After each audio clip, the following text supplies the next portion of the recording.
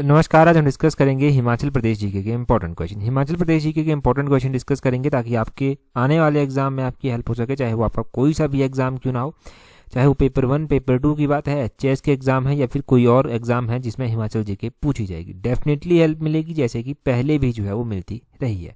तो सबसे पहले क्वेश्चन से जो है वो स्टार्ट करेंगे। हर एक क्वेश्चन बहुत इंपॉर्टेंट है। बोलते हैं सबसे ही पहले क्वेश्चन में, according to Hindu mythology who brought river Satudru in Himachal Pradesh from lake Mansarovar. तो बोलते हैं कि हिंदू पौराणिक कथाओं के अनुसार मानसरोवर झील से जो सतद्रु नदी है, जिसको सतलुज नदी भी कहते हैं, इसे हिमाचल प्रदेश में किसने लाया था।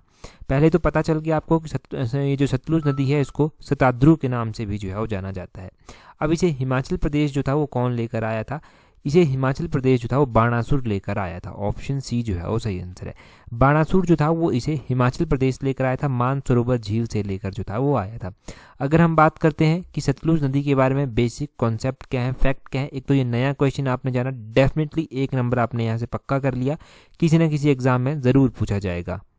अब ये जो आपकी सतलुज नदी है इसके बारे में जो बेसिक क्वेश्चंस एग्जाम में पूछ जाते हैं उनको जानिए। सतलुज नदी जो है वैदिक नाम इसका सतुद्री है, ये आपने जान लिया। निकलती कहाँ से है? तो ये मानसरोवर झील के समीप जो है रक्सताल में कहीं से निकलती है। और इसकी जो ट्राइब्यूटरीज हैं, सहायक नदियाँ जो इसकी हैं वो बहुत ज़्यादा इंपॉर्टेंट है। इसमें बसपा आता है, स्पीति आता है, नोगली आता है, सोन आता है, अली, तैंती, यूला, वेंगर, त्रियुंग, डुलिंग, सोलडांग, केशांग और कोरांग, ये जो है इसकी जो है वो सहायक नदियाँ आती हैं।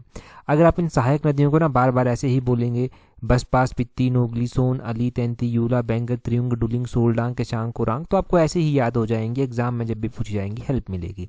सतलुज नदी हिमाचल प्रदेश में लगभग 320 किलोमीटर जो है वो बहती है और सबसे लंबी नदी है हिमाचल प्रदेश की। हिमाचल प्रदेश में ये शिपकिला नामक स्थान पर जो है वो एंटर करती है और उसके अलावा शिमला में ये चौड़ा नामक स्थान पर जो है वो एंटर करती है। सतलुज नदी मंडी डिस्ट्रिक्ट में फिरनू नामक विलेज में एंटर करती है और सतलुज नदी जो है वो बिलासपुर डिस्ट्रिक्ट में कसोल नामक स्थान पर जो है वो एंटर करती है और नीला नामक स्थान पर छोड़ देती है। उसके बाद जो था ये नदी जो है वो भाखड़ा के समीप हिमाचल प्रदेश को छोड़ जाती है और पंजाब में फिर एंटर कर जाती है। तो ये सतलुज नदी की सारी बेसिक जानकारी आपने यहाँ से जान ली। अगला क्वेश्चन देखें जी। अगले क्वेश्चन में क्या बोलते हैं according to 2011 census what is the density population of Lahaul Spiti district. ये क्वेश्चन भी बहुत ही ज़्यादा इंपॉर्टेंट है। हिमाचल प्रदेश की डेंसिटी पॉपुलेशन आपने बहुत बार पढ़ी है, आपने ये भी बहुत बार पढ़ा है कि सबसे ज़्यादा डेंसिटी पॉपुलेशन हमीरपुर जिले की है। पहले तो बात करते हैं कि सबसे ज़्यादा किसकी है, सबसे कम किसकी। सबसे ज़्यादा है जी आपकी हमीरपुर डिस्ट्रिक्ट की और सबसे कम है आपके लाहौल स्पीति डिस्ट्रिक्ट की। लाहौल स्पीति की पॉपुलेशन डेंसिटी है 2, ऑप्शन ए सही आंसर है। 2 लाहौल स्पीति की डेंसिटी है 2011 की जनगणना के अनुसार। आपने ऑन दी अदर हैंड ध्यान रखना है कि हिमाचल प्रदेश की कितनी है पॉपुलेशन डेंसिटी, तो 123 ये जो है वो हिमाचल प्रदेश की डेंसिटी है। इसके अलावा हमीरपुर डिस्ट्रिक्ट की अगर हम बात करते हैं तो हमीरपुर डिस्ट्रिक्ट की डेंसिटी कितनी है 407, ये हमीरपुर डिस्ट्रिक्ट की डेंसिटी है। ये भी पता चल गया।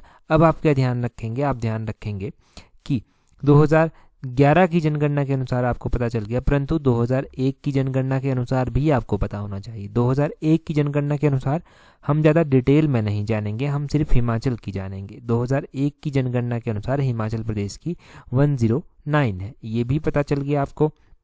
चलो, ये तो आपने बेसिक फैक्ट यहाँ से जान लिए। इसके अलावा क्या क्वेश्चन पूछा जा सकता है जब एग्जामिनर को क्वेश्चन थोड़ा सा टफ करना होता है? पूछ सकता है कि सबसे ज़्यादा पॉपुलेशन डेंसिटी हमीरपुर की है 407, परंतु हमीरपुर के बाद दूसरे नंबर पर डिस्ट्रिक्ट कौन सा आता है? तो हमीरपुर के बाद दूसरे नंबर पर डिस्ट्रिक्ट आता है ऊना डिस्ट्रिक्ट। ऊना डिस्ट्रिक्ट की पॉपुलेशन डेंसिटी कितनी है? तो 338, ये ऊना डिस्ट्रिक्ट की पॉपुलेशन डेंसिटी है। तो ऊना भी पता चल गया। लाहौल स्पीति के बाद दूसरा डिस्ट्रिक्ट पूछ सकते हैं, तो लाहौल स्पीति के बाद सबसे कम में जो दूसरा डिस्ट्रिक्ट है वो है आपका किन्नौर डिस्ट्रिक्ट। किन्नौर डिस्ट्रिक्ट की है 13 जो है वो किन्नौर डिस्ट्रिक्ट की है। तो ये आपने जान लिया सारा पॉपुलेशन डेंसिटी के बारे में। सिर्फ और सिर्फ पॉपुलेशन डेंसिटी ही हम कवर कर रहे हैं और ज़्यादा डिस्कस नहीं करेंगे ताकि कन्फ्यूज़न ना हो, इसलिए। तो ये सारे फैक्ट आपने रिवाइज कर लिए। अगला क्वेश्चन देखिए। बोलते हैं which European traveller travelled from Nahan to Jammu via Nurpur around 1783 तो बोलते हैं कि किस यूरोपियन यात्री ने 1783 के आसपास जो था वो नाहन से नूरपुर होते हुए जम्मू की यात्रा की थी। 1783 की जब बात की जा रही है और यूरोपियन की बात की जा रही है तो ये था फॉस्टर। ऑप्शन बी जो है वो सही आंसर हो जाएगा। फॉस्टर ने की थी। इसी तरह का एक क्वेश्चन हमने पिछले कल भी पढ़ा था। पिछले कल हमने क्या पढ़ा था क्वेश्चन? पिछले कल हमने पढ़ा था कि 1820 में जो था वो कुल्लू से होते हुए कौन सा यात्री गुजरा था? जो लद्दाख जा रहा था कुल्लू से होते हुए गुजरा था। तो 1820 में जो था वो विलियम मूरक्राफ्ट था जो कुल्लू से होते हुए गुजरा था, लद्दाख की ओर जो था वो जा रहा था। विलियम मूरक्राफ्ट आपने ध्यान रखना है। चलो विलियम मूरक्राफ्ट पता चल गया, फॉस्टर पता चल गया आपको। अब हम बात करते हैं, एक तो 1820 का या डाटा भी ध्यान रखें और दूसरा आप ध्यान रखें 1783 का डाटा। अब यहाँ से ये पता होना चाहिए कि 1783 में नूरपुर का राजा कौन था? 1783 में जो था नूरपुर का राजा था पृथ्वी सिंह। पृथ्वी सिंह जो था वो नूरपुर का राजा था और पृथ्वी सिंह के समय जो था घमंड चंद जो था जस्सा सिंह रामगढ़िया ने जो था वो नूरपुर के क्षेत्र पर कब्जा कर लिया था। इसके अलावा आपने ध्यान रखना है कि जो यूरोपीय यात्री यहाँ से होकर कांगड़ा नूरपुर से होकर गुजरे, तो कांगड़ा से होकर स्पेसिफिक रूप से थॉमस कोरियाट गुजरा था 1615 में और थेवनॉट जो था वो 1666 में यहाँ से होकर गुजरा था। ये भी ध्यान रख लें। और फॉस्टर आपने 1783 जान लिया, 1820 आपने विलियम मूरक्राफ्ट जान लिया। तो ये बेसिक फैक्ट हो गए क्वेश्चन के बारे में। यहाँ से पूछा गया क्वेश्चन तो कवर हो जाएगा। ये क्वेश्चन शायद पूछा भी गया है एनटी के एग्जाम में पहले, एक दो तीन साल पहले पूछा गया होगा, इस बार तो नहीं, उससे पहले पूछा गया है। अगला क्वेश्चन देखिए, बोलते हैं in which district Tidong 2 hydro electric project. तो बोलते हैं कि टिडोंग 2 जो 60 मेगावाट की एक जल विद्युत परियोजना है, ये किस जिले में जो है वो आती है? पहले तो ध्यान रखना है क्वेश्चन में से ही क्वेश्चन, टिडोंग 2 जो है वो 60 मेगावाट की परियोजना है। अब ये 60 मेगावाट की परियोजना है, ये जो है बोलते हैं कि किस जिले से होकर गुजरती है, किस जिले में है, या फिर तो ये जो है वो कहाँ पर स्थित है? ये किन्नौर डिस्ट्रिक्ट में स्थित है। ऑप्शन सी सही आंसर हो जाएगा। अब देखो टिडोंग 2 परियोजना तो है ही है, टिडोंग 2 से पहले टिडोंग 1 परियोजना भी है। ये कितने मेगावाट की परियोजना है? तो ये 100 मेगावाट की परियोजना है। कहाँ पर स्थित है? ऑब्वियस सी बात है, किन्नौर जिले में स्थित है। कौन सी नदी बेसिन पर बनी हुई है? तो ये भी पता है कि जब सतलुज नदी यहाँ से होकर गुजरती है तो सतलुज नदी बेसिन पर ही जो था ये बनी होगी। अच्छा, टिडोंग 2 परियोजना को जो था वो एग्जीक्यूट कौन करता है? तो टिडोंग 2 परियोजना को जो है वो टिडोंग पावर लिमिटेड ही है एक कंपनी जो इसको एग्जीक्यूट जो है वो करती है। ये भी आपने यहाँ से ध्यान रख लेना है। तो ये परियोजनाएं हो गई टिडोंग 1 परियोजना, टिडोंग 2 परियोजना। इसके अलावा कौन कौन सी परियोजनाएं हैं जो किन्नौर जिले में स्थित हैं, एग्जाम में पूछी जा सकती हैं? एक तो सोरंग परियोजना हो गया, ये भी 100 मेगावाट की है और ये भी किन्नौर जिले में जो है वो स्थित है। इसके अलावा सोरंग के अलावा जो है कसांग परियोजना हो गया, ये भी किन्नौर में ही स्थित है। कसांग स्टेज 2 और कसांग स्टेज 3 परियोजना 130 मेगावाट की ये परियोजना है।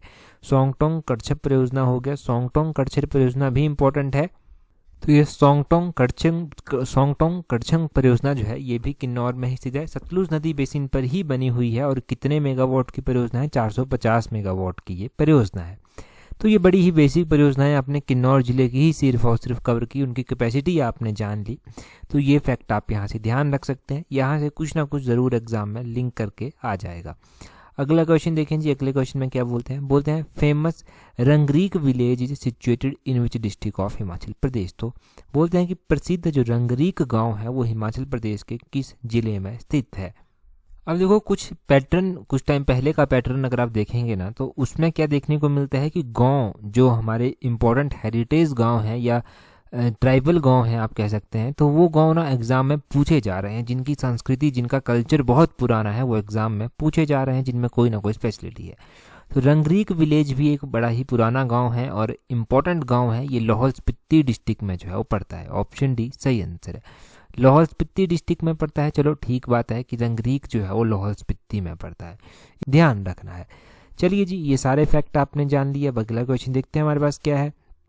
अगले क्वेश्चन में बोलते हैं scheduled tribe of Himachal Pradesh book written by which of the following. तो बोलते हैं कि ये किताब है scheduled tribe of Himachal Pradesh, ये किताब किसके द्वारा लिखी गई है?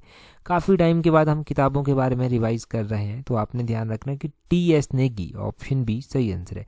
टी.एस. नेगी ने जो है वो ये किताब लिखी है। चलो किताबों के बारे में मैंने कहा कि काफ़ी टाइम से रिवाइज हो रहा है, तो एक हेल्दी रिवीजन किताबों के बारे में कर लेते हैं। चलिए किताबों के बारे में यहाँ से देखिए, आप बोलते हैं पोलियंड्री ऑफ हिमालयज किताब और H.P. Its shape and state किताब, ये 2 किताबें डॉक्टर यशवंत सिंह परमार के द्वारा लिखी गई है। हिमालयज अबॉर्ड ऑफ लाइट किताब निकोलस रोरिक के द्वारा लिखी गई है। हिस्ट्री ऑफ मंडी स्टेट किताब जो है वो मनमोहन सिंह ने लिखी है और हिस्ट्री ऑफ मंडी किताब जो है वो विक्रम कायस्थ ने लिखी है। मुख्तसर तारीख़ रियासत चंबा किताब गरीब खान के द्वारा लिखी गई है। कंट्री लाइफ किताब नोहरा रिचर्ड ने जो है वो लिखी है। History of Punjab hill state जो है वो जे हटिस्टन्स ने लिखी है। एंटिक्विटीज ऑफ चंबा स्टेट जो है ये JPH वोगल ने लिखी है। हिमालयन सर्किट किताब JD खोसला ने लिखी है। Kullu and Lahore GC Bruce के द्वारा लिखी गई है। हिमालयन पिलग्रिमेज किताब BN दत्तार के द्वारा लिखी गई है। और यहाँ से आपने ध्यान रखना है कि Himalayan district of Kullu and Lahaul Spiti किताब और travel to Kashmir and Ladakh किताब APF हारकोट के द्वारा लिखी गई है। और Indian painting from the Punjab hills किताब WG आर्चर के द्वारा लिखी गई है। कांगड़ा वैली पेंटिंग और कांगड़ा पेंटिंग किताब MS रणधावा के द्वारा लिखी गई है। चंबा पेंटिंग VC ओहरी ने लिखी है। और अगली यहाँ पर किताब जो है वो TS नेगी ने ही लिखी है। तो ये किताबें आपने जान ली, किताबों के बारे में ही हम जानेंगे यहाँ पर। इतना काफ़ी है जानने के लिए, बहुत सारी किताबें हैं, सभी एग्जाम में पूछी गई हैं, जो नहीं पूछी गई है वो भी डेफिनेटली कवर हो जाएगी आने वाले टाइम में। अगले क्वेश्चन में बोलते हैं when was Suket Satyagraha started by the Prajamandal. तो बोलते हैं कि प्रजामंडल द्वारा सुकेत सत्याग्रह कब प्रारंभ किया गया था। अभी जो सुकेत सत्याग्रह था ये प्रारंभ किया गया था किसके द्वारा? प्रजामंडल के द्वारा। कब किया गया था, कौन से ईयर में किया गया था?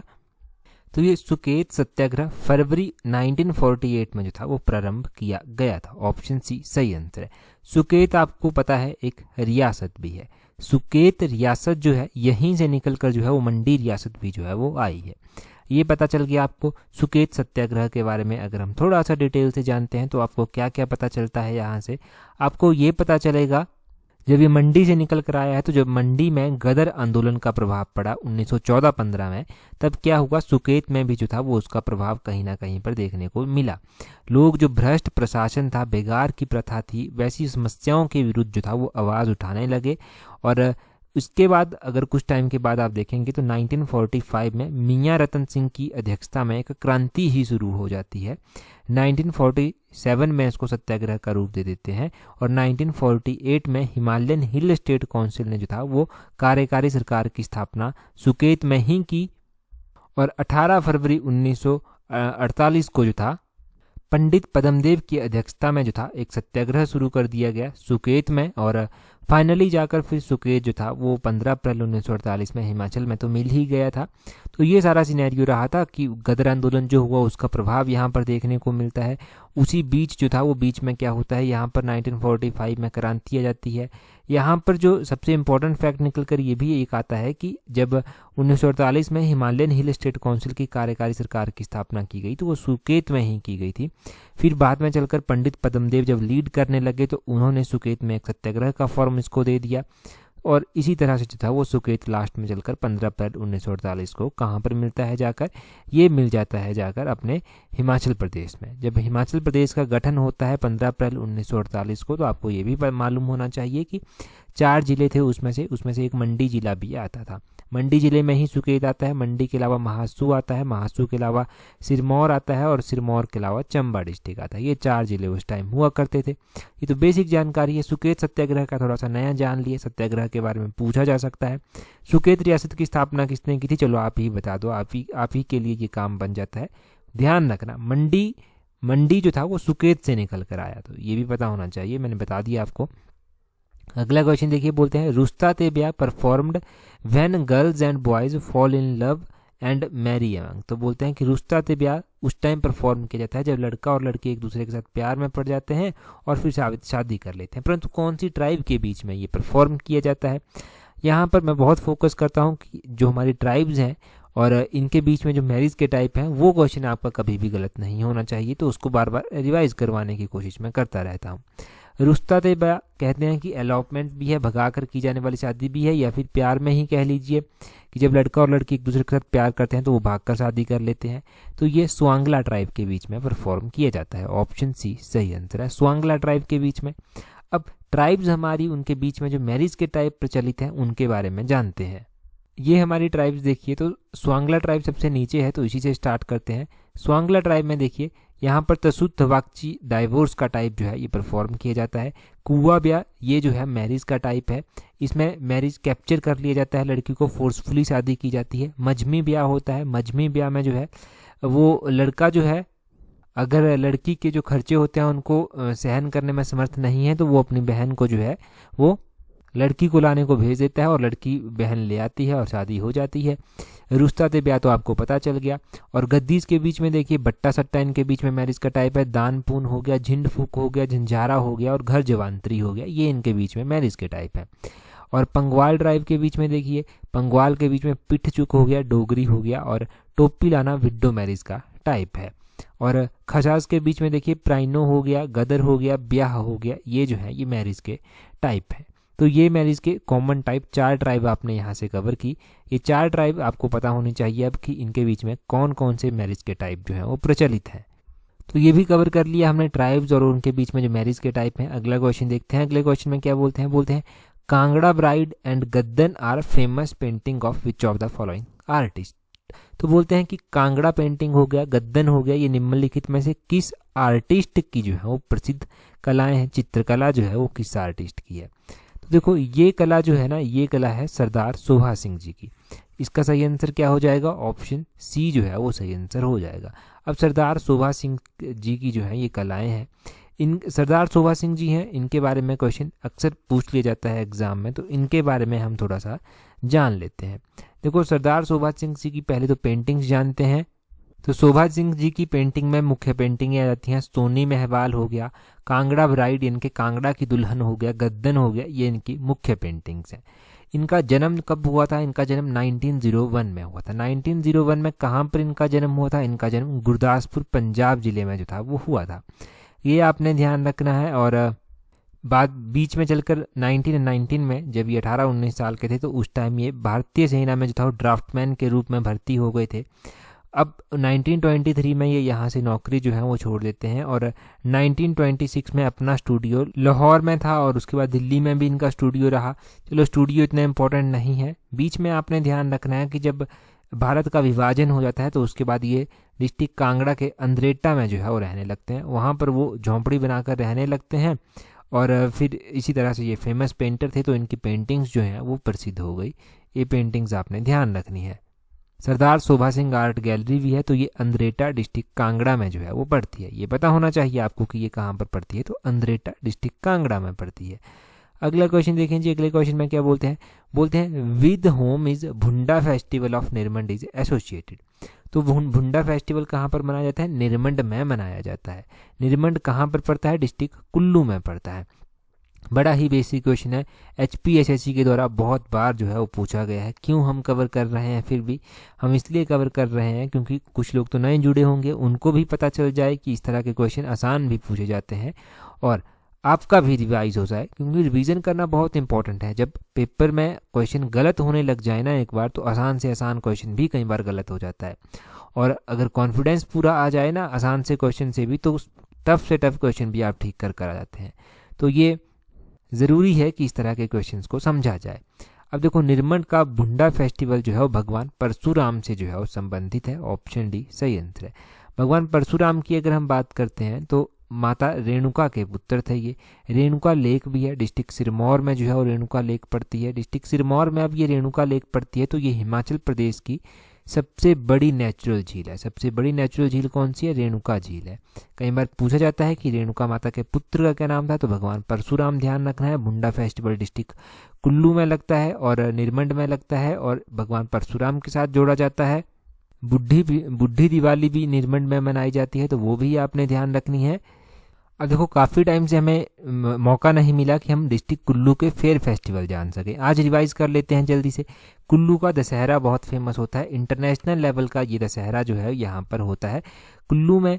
ये किसके द्वारा स्टार्ट करवाया गया था? राजा जगत सिंह के द्वारा स्टार्ट करवाया गया था। कुल्लू के ढालपुर मैदान में होता है। तो ढालपुर मैदान कहाँ पर स्थित है? डिस्ट्रिक्ट कुल्लू में स्थित है। कौन सी नदी के किनारे स्थित है ढालपुर मैदान? तो ब्यास नदी के किनारे जो है ये स्थित है। कुल्लू शहर ही जो है वो ब्यास नदी के किनारे बसा हुआ है। कुल्लू में जो है वो डुंगरी माता का मेला भी लगता है। अगर आप हमारे शॉर्ट्स देखते हैं तो मैंने एक शॉर्ट्स में बताया भी था आपको कि डुंगरी माता का मेला डिस्ट्रिक्ट कुल्लू के मनाली में लगता है। हडिम्बा मंदिर में जो है ये लगता है और हडिम्बा माता को ही जो है वो डुंगरी माता के नाम से भी जाना जाता है। ये आपने ध्यान रखना है। कुल्लू में जो है वो सारी यात्रा भी लगती है। कुल्लू में जो है वो बंजार में मेला होता है तो बंजार मेला भी कुल्लू में लगता है। तो ये डिस्ट्रिक्ट कुल्लू के इम्पोर्टेंट फेयर फेस्टिवल जो है वो हो गए। डिस्ट्रिक्ट कुल्लू में ही जो है ध्यान रखना है आपने, हडिम्बा माता का मंदिर भी स्थित है जो पैगोडा आर्किटेक्ट स्टाइल में जो है वो बना हुआ है। डुंगरी माता भी इनको कहा जाता है। डुंगरी माता का मेला भी जो है वो यहाँ पर लगता है। तो चलिए ये सारे फैक्ट आपने जान लिए। अगला क्वेश्चन देखते हैं जी। एक क्वेश्चन देखने से पहले आपको बताया संडे को हमने टेस्ट सीरीज जो है वो कंडक्ट करनी है। फ्री की टेस्ट सीरीज है तो टेलीग्राम पर वो टेस्ट सीरीज की पीडीएफ आपको संडे यानी कि 11 जून को जो है वो मिल जाएगी। तो उस टेस्ट सीरीज को अवेल करना है, टेलीग्राम पर सबसे पहले जुड़ जाना क्योंकि पीडीएफ आपको सिर्फ और सिर्फ वहीं पर मिलने वाली है। कुछ भी नहीं करना, आपको टेलीग्राम ज्वाइन करना है। और उसके अलावा आपको सबसे इंपॉर्टेंट जो करना है वो नवंबर 2022, दिसंबर 2022 और जनवरी 2023 के करंट अफेयर पढ़ने हैं क्योंकि उस टेस्ट सीरीज में जो है ये 3 मंथ जो है वो कवर किए जाएंगे। ठीक है, तो मिशन हमारा यही है कि इस बार फाइनल सिलेक्शन जो है वो होनी चाहिए। और टेलीग्राम पर अगर आपने अभी तक ज्वाइन नहीं किया है तो टेलीग्राम पर ज्वाइन करने के लिए पता चल गया आपको @allexam31 सर्च करना है अपने टेलीग्राम से। अब क्वेश्चन देखिए, बोलते हैं in which year the glass roof see through vistadome coach was introduced in कालका शिमला रेलवे लाइन। तो बोलते हैं कि किस वर्ष कालका शिमला रेलवे लाइन में शीशे की छत के दिखने वाले विस्टाडोम कोच शुरू किए गए थे। कहाँ पर किए गए हैं? कालका शिमला रेलवे लाइन में किए गए हैं। कब किए गए हैं? पिछले कल ही हमने जाना था। जल्दी से कमेंट करके बता दीजिए। पिछले कल का जो पार्ट है उसमें हमने बिल्कुल डिटेल से इसके बारे में जाना है, तो जल्दी से कमेंट करके बता दीजिए, रिवीजन हो जाएगा।